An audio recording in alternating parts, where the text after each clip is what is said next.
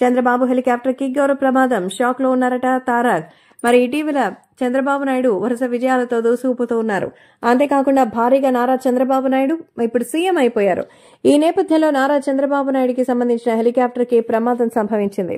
అవును, ప్రమాదం అంటే ఇది మామూలు ప్రమాదం కాదు. ఒకవేళ చంద్రబాబు గారు ఉంటే ఏం జరిగి ఉండదో. సో తాజాగా అయితే మరి వాళ్ళకి సంబంధించినటువంటి ఒక హెలికాప్టర్ కి అలాంటి ఇబ్బందికరమైన పరిస్థితులు ఏర్పడ్డాయి.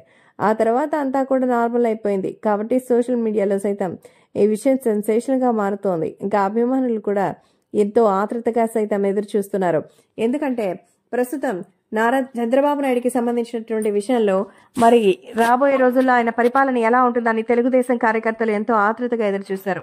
జగన్మోహన్ రెడ్డి పరిపాలన నుంచి విడుదల లభించడమే కాకుండా తన కోసం కూడా ఎంతగానో ఖర్చు పెట్టుకుని మరి ఎంతో చక్కగా దాని గురించి ఆలోచన చేసి ఉంటారో మరి తెలుసుకున్నారా అంటూ చెప్తున్నారు. కాబట్టి సోషల్ మీడియాలో సైతం ఈ విషయం ఒక్కసారిగా వైరల్ అవుతోంది.